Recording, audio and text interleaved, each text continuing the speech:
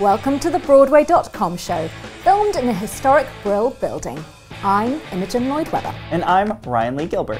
Today, we're checking in with the stars of two exciting national tours, learning about Elizabeth McGovern in Broadway's Time in the Conways, and having a few laughs with Jason Alexander and Sherry Renee Scott of The Portuguese Kid. And later, we're doing a deep dive into the new fall season. But first, let's get started with the news. What's the buzz, Imogen? Bernadette Peters is set to return to Broadway in the Tony-winning revival of Hello, Dolly. The Tony-winning legend will star alongside Victor Garber and Charlie Stemp in the classic Jerry Herman musical, with the trio beginning performances on January the 20th, 2018, and celebrating an official opening night on February the 22nd. As if you didn't know already, Peters, Garber and Stemp replaced Bette Midler as Dolly Levi, David Hyde Pierce as Horace Vandergelder, and Taylor Trench as Barnaby Tucker. They will all exit the show on January the 14th. Donna Murphy, who has been playing the incorrigible matchmaker on Tuesday nights since June, will play her final performance on January the 9th. Peters is scheduled to appear in all 8 weekly performances. We will definitely be putting on our Sunday clothes and heading back to the Shubert Theatre early next year. See you there? Of course, I'm your +1, right, Imogen? Absolutely, Ryan, guaranteed. Maybe.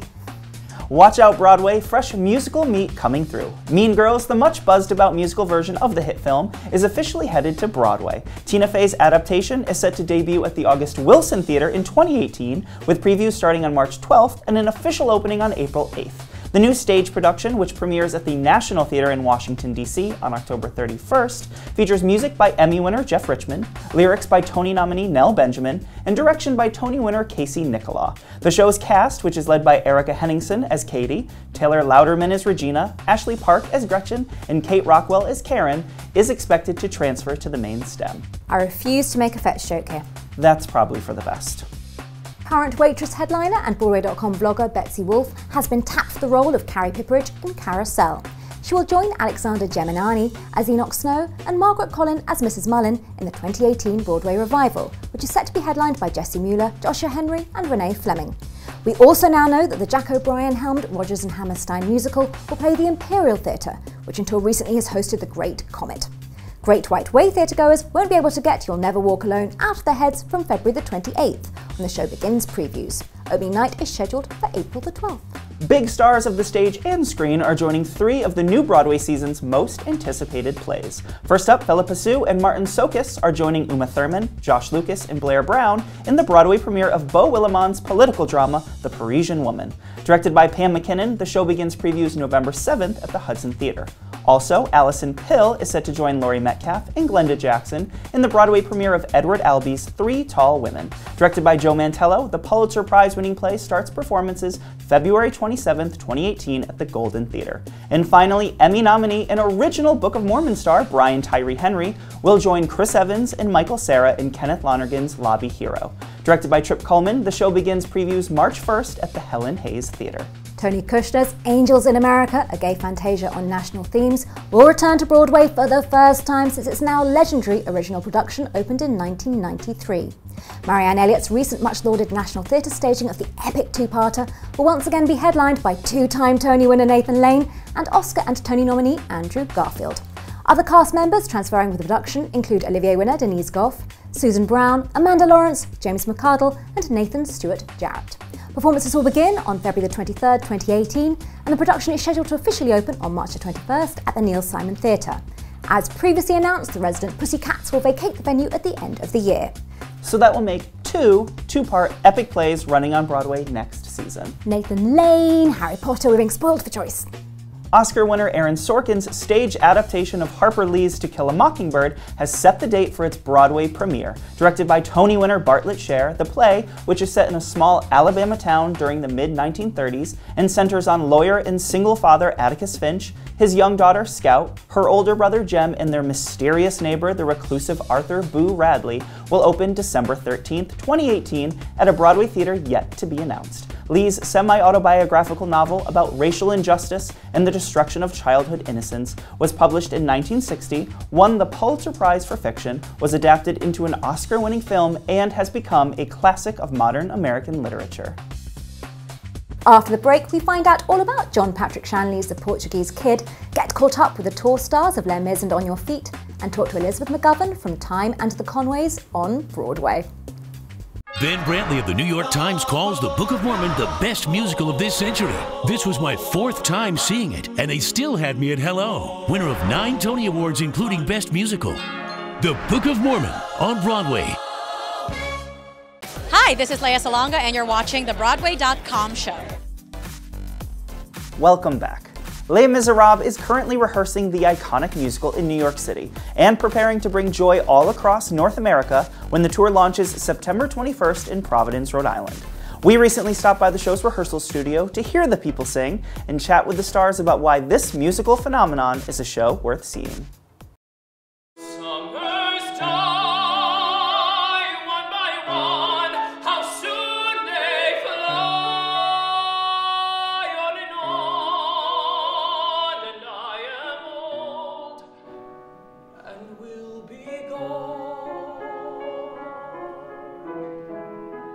This production is absolutely beautiful. I think what is amazing is our directors have a focus of digging into these characters as human beings and what makes them connect and relatable to the audience. We went back to Victor Hugo, and Matt Kinley, the designer, discovered that Hugo was a prolific artist, a portfolio of over 200 paintings, and we use his stuff to give us environment and settings in the show. So it moves very quickly, it's colorful, and it's incredibly moving. It's much more cinematic in its scope. You know, everything just kind of flows one right into the next, which is, you know, what's just so cool about also doing this show is seeing that all come to life. I love him, but when the night is over, he is gone.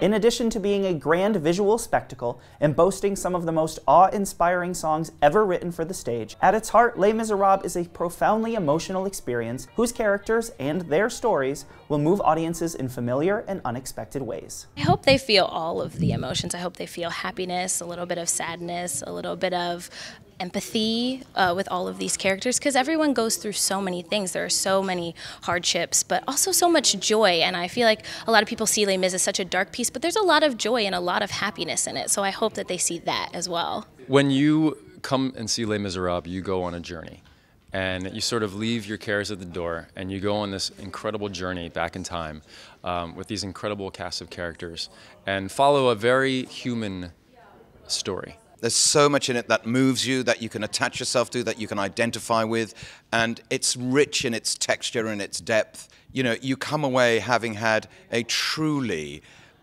rich and rewarding experience. Without me, his world will go on turning, a world that's full of happiness that I have never known.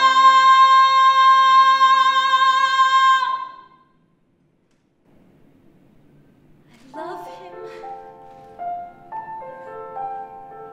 I love him.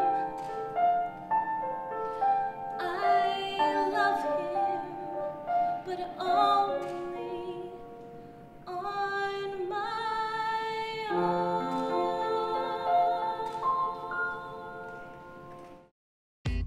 Tony Award, Pulitzer Prize, and Oscar-winning writer John Patrick Shanley is back on the boards with a new romantic comedy. The Portuguese Kid stars Tony Award winner and Seinfeld comedy icon Jason Alexander as a second-rate Rhode Island lawyer who stumbles into love. We recently caught up with the stars at a Midtown press event and find out how a feisty ex inspired the playwright to pen his latest.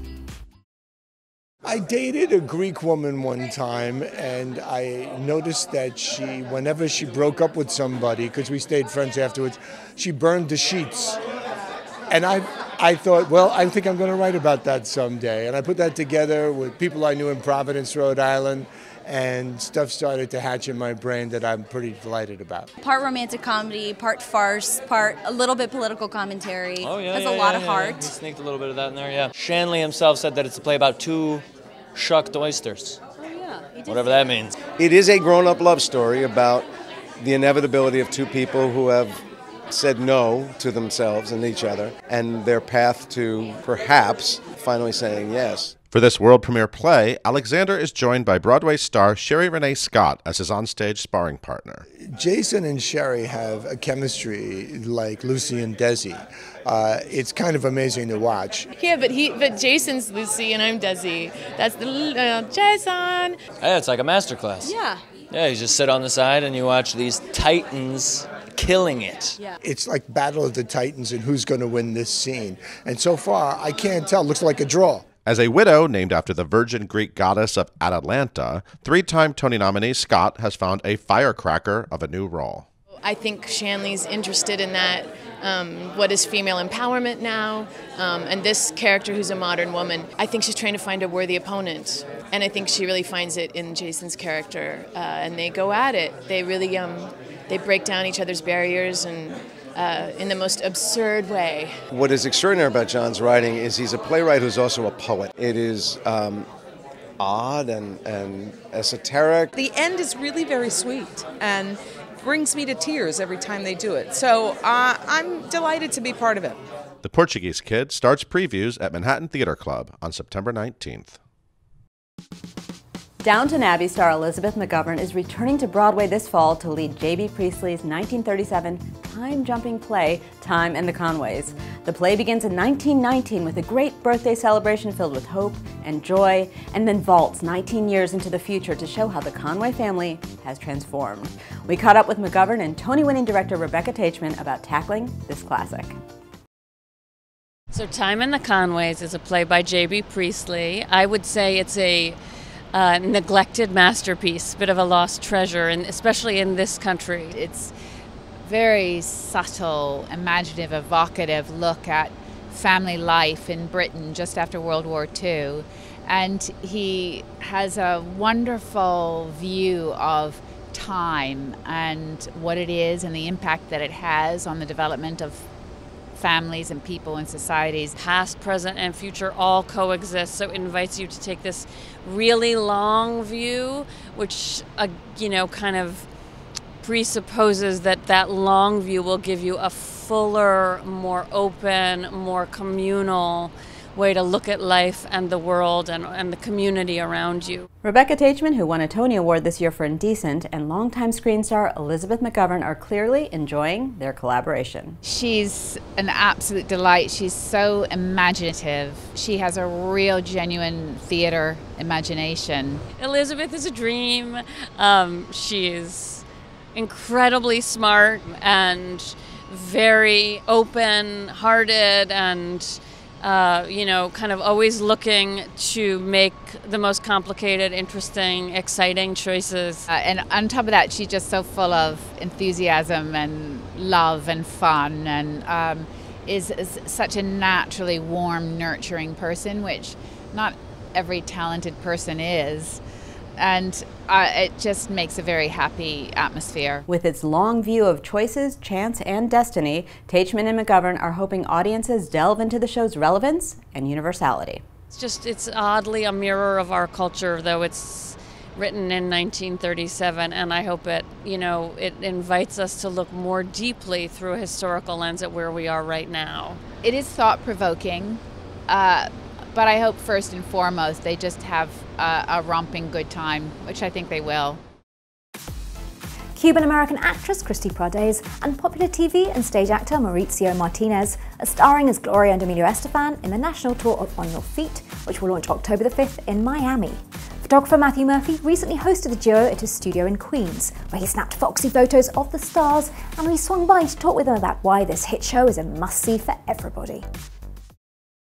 Every single person around this nation is going to relate to this show so much. It's a story about each and every one of us coming to this country, whether you are originally from this country or coming in from wherever you're from, and just living out or working towards that American dream. I think it's very important during these times to bring this beautiful message all across America. I think it's very necessary. It's a story about immigrants coming to this country, loving this country, very grateful to be here, and fighting for their dreams and making them a reality through music. I think it's a must-see for everyone who's looking to be inspired, who's looking to be motivated. I feel like they can see this show and they can be like, you know what, I can do anything. I think it not only speaks to Latinos, or immigrants. It speaks to everybody who has dared to have a dream. Of course, the spectacular excitement of On Your Feet won't be lost on theatregoers who aren't familiar with the inspiring story of Gloria and Emilio Estefan. The show includes over 20 of the Estefans' biggest hit songs and has been known to make audience members dance right out of their seats. During this beautiful show, the songs of Gloria Estefan, the songs that Emilio wrote, the songs of the Miami Sound Machine, bring life to it. Music is universal, first of all. So with her music, you can just, whether you know her or not, you'll be singing along by the end of the show. The words, the music, the rhythm is all catchy, and it's gonna get you. You like that? So I'm excited to say these words in places like Washington, Boston, Los Angeles, so many cities that we're going to. It's exciting, and I hope people receive it with the same love and the same respect that I'll be saying it. It's Gloria Estefan, so it's meant to be on the road. It's meant to be shared just like her concerts. So the audience outside of the theater community in New York is going to feel that same way. I have no doubt. I can bet money on it that they're going to feel the same way that the audience feels here. When we come back, we preview what's coming to Broadway this fall.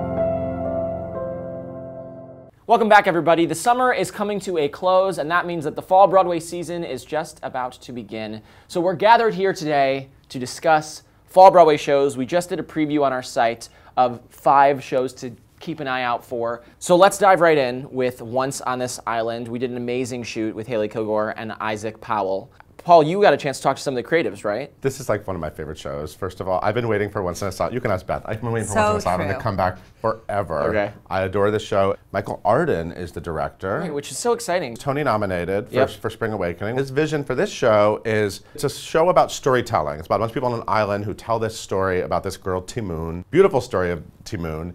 And his concept was to sort of gather them on a blank space and to create it. And they're using like musical instruments.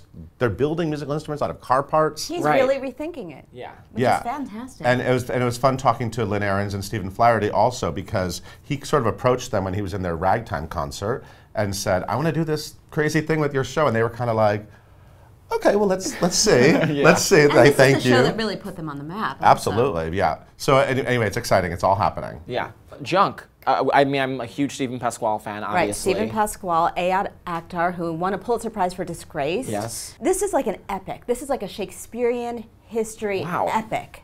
This is about the junk bond investors from the 80s. So when you think of Wall Street, or you think of the Wolf of Wall Street, you think Greed is good. Greed is good, all that sort of thing. They really changed finance. They changed the rules of how we do business. It affects all of us. It's affecting your life right now. So I got to talk to Doug Hughes, who's directing it. It was done in La Jolla before. I talked to Stephen Pasquale, who's playing this central figure. And it just looks like an epic drama. Very blank stage, very sparse, very stylish. This is going to be a big show. Speaking of big shows, something a little bit different, SpongeBob SquarePants is coming to Broadway finally. Wow, my head is spinning from that switch. Yeah, I know. We've been waiting for this show to get announced for Broadway. It's sort of been in a holding pattern, waiting for a theater. Ethan Slater came in, he's playing SpongeBob, and he actually relayed his favorite SpongeBob episodes. That's right, I know nothing about SpongeBob Except that it's been around for 20 years, so he really has to know I feel like it's very much of my generation. It was something that I grew up watching, like it was on every single day on Nickelodeon. So you understand all the references that Ethan's talking about when he's talking about his favorite episodes? Yes. And you know what Bikini Bottom is, and all that stuff. Yeah, of course. Yeah, Who Lives in a Pineapple Under the Sea? SpongeBob SquarePants. And what's really cool, though, is the score. So it's a score by a bunch of rock stars. Right. I mean, the crazy, like what, Sarah Bareilles, Cyndi Lauper. Right. Panic at the Disco, I think. Yes, it's like, I mean, I'm going to forget so many people. It's such a long list of amazing people collaborating to make a Broadway score, so it's really interesting. It'll be a fun opening night with all those people. Oh, you're right, absolutely. The Parisian Woman, Uma Thurman, coming to Broadway. Uma Thurman's making her Broadway debut. That's exciting. Beau Willimon, who created House of Cards for Netflix, this man knows about power. Yes. Right? And this takes place in a similar kind of the power circles of Washington, D.C. What a great cast also with Josh Lucas and Philippa Sue. So I talked to Beau Willimon about that and about getting to, he wrote this before House of Cards, then he did House of Cards, then he revisited it. in the play are up to the minute references to what's going on outside. So he actually changed the script. It doesn't say Priebus anymore. It says John Kelly. You know, just things that are going on in Washington, and he will continue to change those. And this last show that was in our fall preview isn't a Broadway show, but it still is really exciting because it's a show that was it on Broadway in the 80s? Yeah, we're not really talking about off-Broadway here, but Torch Song Trilogy is an iconic play. Of course. Really launched Harvey Fierstein's career as a playwright and an actor. And so there's a reboot of it called Just Torch Song. And Just Torch Song. I got to talk to Mercedes Rule, who I love. So excited. I love her so much. And Michael Urie, who's such an exciting performer. They were talking together. They've got great rapport. It was the day before they started rehearsal. And they were already really excited to work together. This is a very contentious mother-son relationship. And you can just see them having fun playing with that. They also discussed what Harvey did to it. He's revised it a little bit. It used to be 3 acts, now it's 2. I think there's some trimming that happened. Really exciting. But those aren't the only things that are coming to Broadway in the fall. No. There is a long list, starting with Bruce Springsteen on Broadway. Well, Bruce, I mean, I was wondering if you were going to do that. I mean, the boss. I think you can get into Bruce Springsteen. I mean, that's a hot ticket. This is an intimate. This is the hottest intimate concert. It's not a musical. No. It's a concert, but it really sounds like he's creating an experience for Broadway, which is exciting. He's going to tell stories. He's going to sing his songs. He's got so many, so it doesn't matter what the set is. I mean, the man has what, like 20 Grammys and an Oscar? He's the boss for a reason. It's going to be exciting to have him around. It'll be very exciting. We also have The Band's Visit, which is a show that was off Broadway last season. I know you were such a huge fan of that show. I'm such a huge fan of The Band's Visit. This is David Yazbek. We love David Yazbek. Itamar Moses wrote it with him. This is such an interesting story. It's based on a movie that I did not see. It's kind of an unknown movie for some people. It's a foreign film. And it's about an Egyptian police band that goes to Israel to play a concert, and they end up in the wrong place. And so the locals have to sort of deal with them. And there isn't another bus for a while, and they have to take them in. So it's actually really heartwarming. Katrina Lenk, who was in Indecent, Tony Shalhoub, who was just in The Price. Fantastic cast. And David Yazbek is so quirky and fun and interesting music. And it already won a bunch of awards off Broadway when it was at the Atlantic. So it's already got the stamp of approval from critics, but I just think audiences are in for a treat with that one. Julie Taymor is coming back to Broadway with M. Butterfly. M. Butterfly is a play, again, another play that the original production was so groundbreaking. Such a beautiful, groundbreaking production by John Dexter, the late, great director John Dexter. And David Henry Hwang wrote it, and obviously, won Best Play, and it really launched his career. It's an exciting story, a real-life story about something that really happened, a crazy story that really happened. If you don't know much about the story, just go see it. It's a story that holds a lot of secrets, and I think that, I think a lot of those secrets are sort of well known now, but if you don't know them, don't find out. We're just going to stay mysterious here. And then we have Clive Owen returning to Broadway in the lead role, and it's a great, really, really wonderful part. So I'm excited to see. And Julie Taymor, this just seems like the perfect thing for her to be doing right now. Oh, yeah. It's a very dramatic season. We're also getting time in the Conways, which Rebecca Teichman, who directed Indecent. Right, and won a Tony Award. She's directing this play. This is a J.B. Priestley play from a long time ago. It's written in the 30s. Yeah. Takes place right after the Great War in 1919. You see this family, Elizabeth McGovern of Downton Abbey, who hasn't been on Broadway since she was Ophelia in Hamlet. That was a while ago. That was a minute ago. That was a minute ago. So it shows you this family, and then it jumps into the future. 19 years, so it's a time-jumping play. Yeah. So you get a real perspective of, and I have never seen this play, but this is what I know of it. You get a real perspective of this family from different points in time. So your compassion, your interest changes. It's like Grey Gardens. Always bringing it back to musicals. Another show I don't know anything about, Farinelli and the King. So Mark Rylance, who's coming back an Oscar winner. The genius. He's so fancy now. He used to just 20, we don't know. He used to just have a lot of Tony Awards. Now he has an Oscar. This is a play that he did in London, and his wife wrote it. Claire Van Kampen wrote it, his wife. Yeah. So Mark Rylance plays Philip V. This is the 18th century king of Spain. And to get him out of his depression, what is it called? Castrato. Do we know what that word means? No. Isn't it when they cut off the testicles of young boys so that they can sing high, Beth?